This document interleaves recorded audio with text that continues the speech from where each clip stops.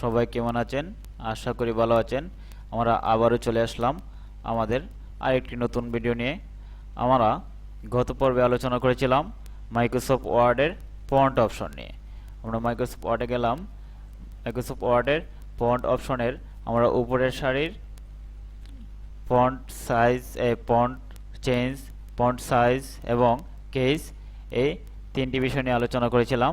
আমরা আজকে আলোচনা করব কীভাবে আমরা একটি লেখাকে বোল্ড করব, ইটালিক করব, আন্ডারলাইন করব, এগুলো নিয়ে আজকে আমরা আলোচনা করব। আমরা একটি লেখাকে বোল্ড বলতে কি, একটি লেখার গাঢ়ত্ব বাড়াতে হলে আমরা একটি লেখার বোল্ড করলে কি গাঢ়ত্ব বাড়বে। এখন আমরা দেখব কিভাবে একটি সেন্টেন্সকে বোল্ড করতে হয়। আমাদের বোল্ড, যে লেখাটিকে আমরা বোল্ড করব, সেই লেখাটিকে আমরা প্রথমে সিলেক্ট করতে হবে। সিলেক্ট করার জন্য আমাদের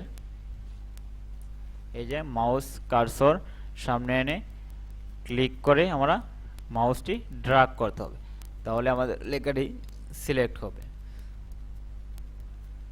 সিলেক্ট করার পর আমরা বোল্ড অপশনে ক্লিক করব। বোল্ড অপশনে ক্লিক করার পর দেখব আমাদের লেখাটি একটু গাঢ়ত্ব বেড়েছে। দেখতে পাচ্ছেন আমাদের নিচের সেন্টেন্সটি এবং উপরের সেন্টেন্সটি দুটোর মধ্যে একটু ডিফারেন্স আছে। উপরেরটি একটু গাঢ়ত্ব বেশি এবং নিচেরটি গাঢ়ত্ব কম। আশা করি বুঝতে পেরেছেন আমরা কিভাবে একটি লেখাকে বোল্ড করব।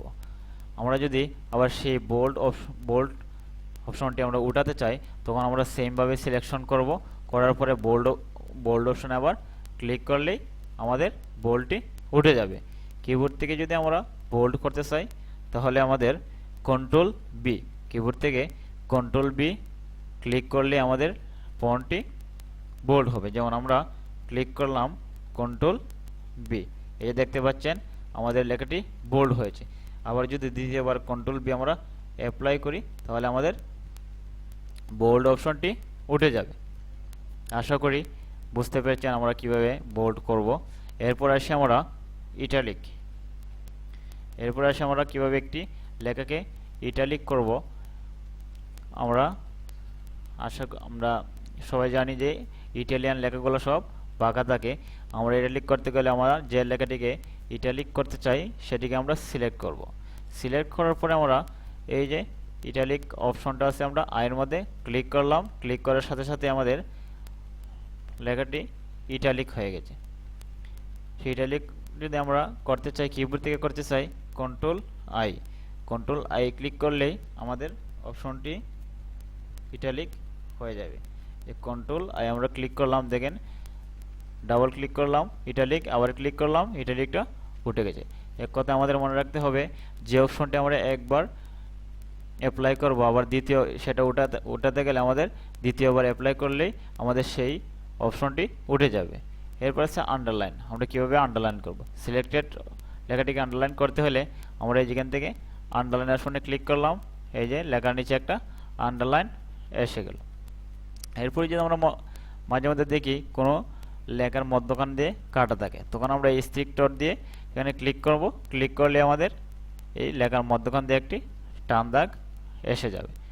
এরপরে আরেকটি বিষয় হলো, আমরা অনেক সময় দেখি যে লেখার নিচেও একটি বর্ণের নিচে আরেকটি বর্ণ থাকে। সেটার জন্য আমাদের কি করতে হবে, আমরা জানি H2O, এটি হলো একটি পানির সংকেত।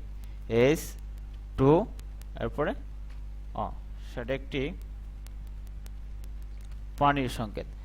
আমরা জানি H2O এর মধ্যে টুটি থাকে H এর নিচে।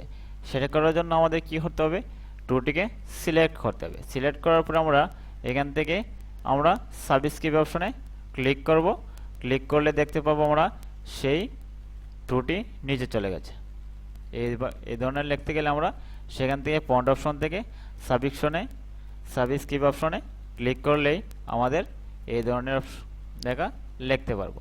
যেমন স্কোয়ার। এরপর এসে আমরা কীভাবে স্কোয়ার লিখি, যেমন এক্স স্কোয়ার। আমরা যদি এক্স লিখি, এক্সের উপরে স্কোয়ার লিখি, তখন আমরা কীভাবে লিখব, এবার 2 লিখলাম। 2 লেখার পরে 2টার আমরা সিলেকশন করে আমরা এখান থেকে সুপারস্ক্রিপ্টে ক্লিক করলেই আমাদের 2টি এক্সের উপরে যাবে। তাহলে বোঝা যাবে কি আমাদের এটা এক্সের উপরে একটা স্কোয়ার আছে। এই ধরনের অপশন লেখা লিখতে গেলে আমাদের এখান থেকে করতে পারো। জাস্ট আমরা আগের মতো আনতে গেলে জাস্ট এই অপশনটাকে সিলেক্ট করে আবার দ্বিতীয়বার ক্লিক করে দেব, আবার আগের জায়গায় চলে আসবে। আশা করি আজকের ভিডিওতে আমরা bold, italic, underline, strikethrough, subscript, superscript এই অপশনগুলি বুঝতে পারছি।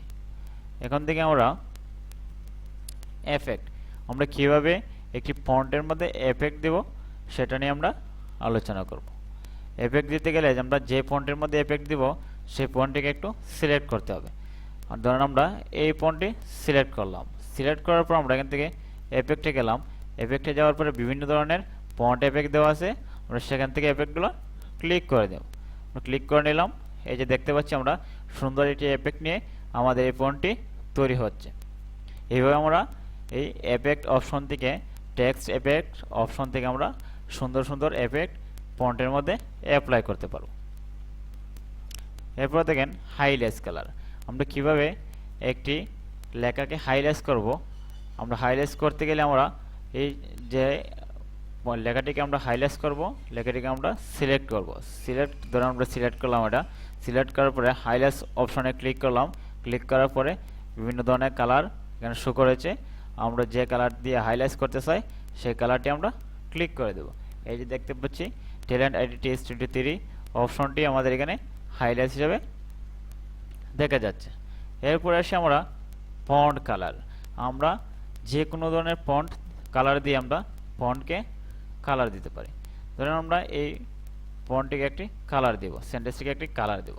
কালার দিতে গেলে আমরা এই অপশনটিকে সিলেক্ট করতে হবে। সিলেক্ট করার পর আমরা এই যে ফন্ট অপশন আছে, ফন্ট কালার অপশন আমরা ক্লিক করলাম। ক্লিক করার পরে আমাদের এখানে বিভিন্ন ধরনের ফন্ট দেখা যাচ্ছে। আমরা যে কোনো ধরনের একটি কালার দিলাম, ধরুন আমরা রেড কালার দিলাম। আমরা এখান থেকে একটি রেড কালার দিয়ে দিলাম। এই যে দেখতে পাচ্ছেন আমাদের এই ফন্টটি রেড কালার হয়ে গেছে। আশা করি বন্ধুরা আমাদের আজকে ভিডিওয়ে যে বিষয়গুলো নিয়ে আলোচনা করা হয়েছে সেগুলো খুব সুন্দরভাবে বুঝতে পেরেছেন। আগামী ভিডিও আসার পর্যন্ত আপনারা অপেক্ষা করবেন এবং যারা নতুন রয়েছেন আমাদের চ্যানেলটি লাইক, কমেন্ট, শেয়ার এবং সাবস্ক্রাইব করে বেল আইকনটি ক্লিক করে আমাদের সাথেই থাকুন পরবর্তী ভিডিও পাওয়ার জন্য। সবাইকে ধন্যবাদ। আসসালামু আলাইকুম।